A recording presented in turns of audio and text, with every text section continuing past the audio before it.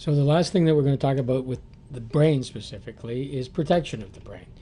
So the brain is protected by a number of different structures, not the least of which is the skull, the bony protection of the brain.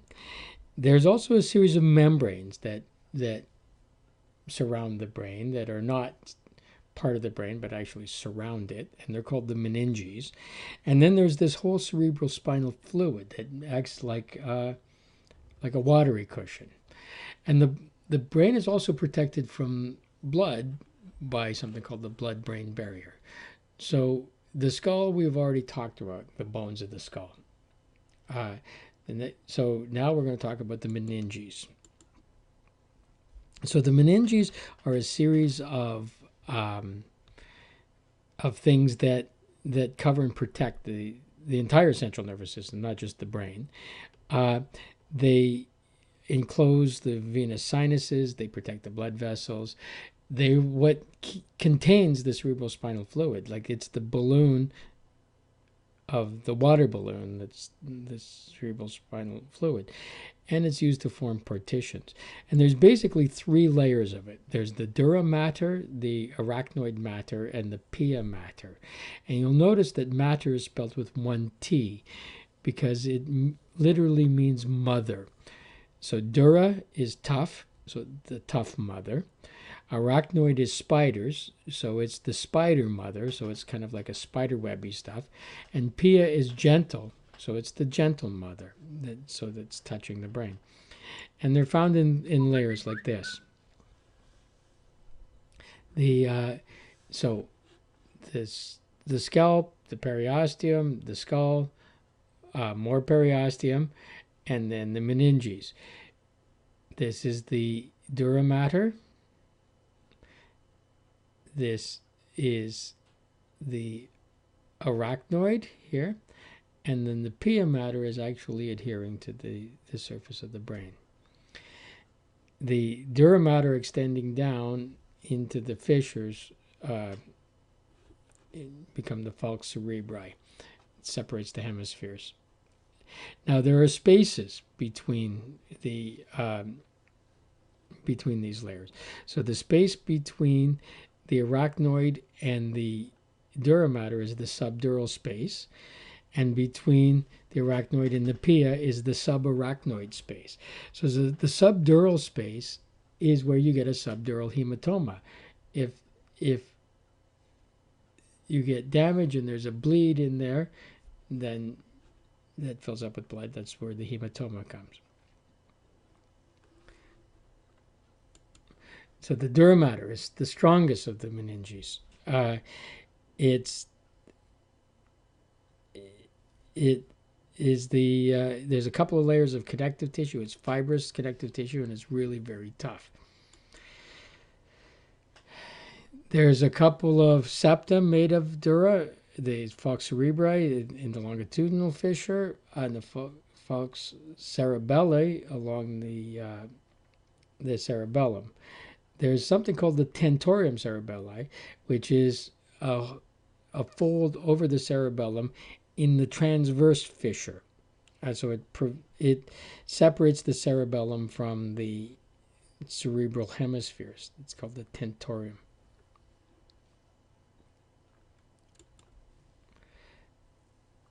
It looks like this. The arachnoid is the middle layer, and it's got web-like extensions. It looks like spider webs. There's a subdural space between it and the dura, and the subarachnoid space between it and the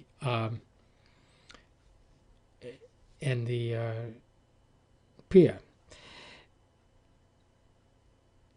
The subarachnoid space is where the cerebral spinal fluid is.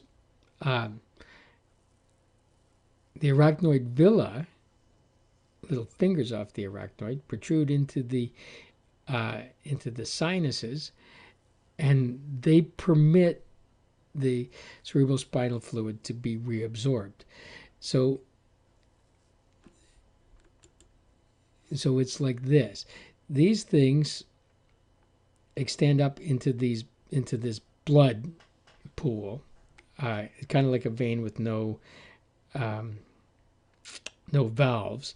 And the cerebral spinal fluid that's made in the ventricles ends up circulating, and it ends up going out in here where it's reabsorbed.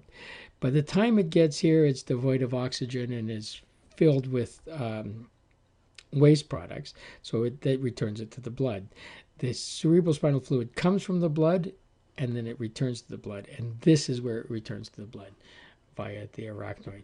This space here is filled with cerebral spinal fluid.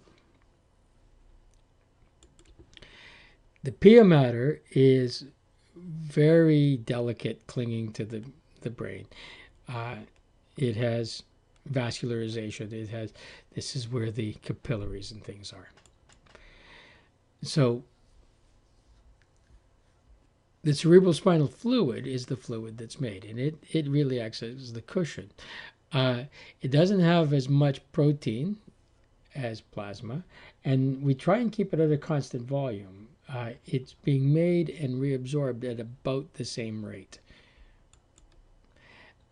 It protects the central nervous system from traumas, but it nourishes the brain and carries chemical signals, read hormones here. And so what happens here is that it's made at the choroid plexus, and there's a choroid plexus in each ventricle. So there's two in the two lateral ventricles. There's this one in the third ventricle, and there's this one in the fourth ventricle, kind of behind the pons here. This is the aqueduct in here. So there's lots of capillaries in here, and they end up, liquid comes out of the blood and becomes cerebral spinal fluid. It passes out through an aperture here, and it goes down through the spinal cord, and it ends up in this subarachnoid space, and it circulates around because of the villi and the cilia on the epidermal cells, and it stays in this subarachnoid space, and it moves up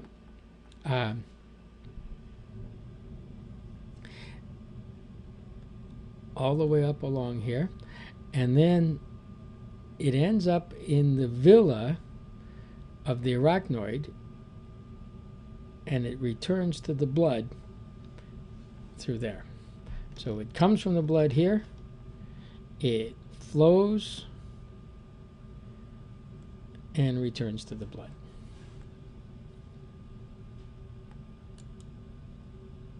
So the choroid plexus produce it. There's capillaries enclosed by pia mater, and it ends up looking like this: a capillary, epidermal cells with cilia, and cerebral spinal fluid forms. It's filtered out. It's got glucose, oxygen, vitamins, all kinds of things in it. Okay, the last thing is this blood-brain barrier. And it's really about keeping a stable environment. We don't want too much of the blood-borne substances to come in contact with the neurons, because neurons are very delicate and they're very difficult to replace.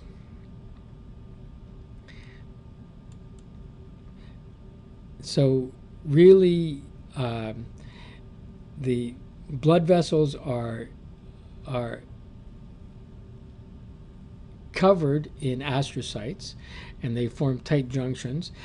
There's an endothelium of the capillary walls that's continuous, and then these are glued together by a basal lamina. So it ends up looking like this, and the capillaries are really completely surrounded by these astrocytes.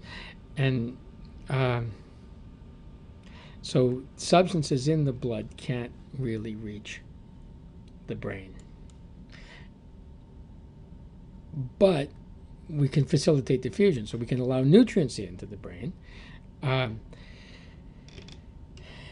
Because it is cell membranes, fat-soluble substances can pass, alcohol, nicotine, various things like that.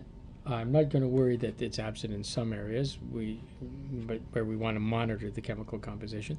But basically, it keeps the stuff out that we want out and allows the stuff in that we want in.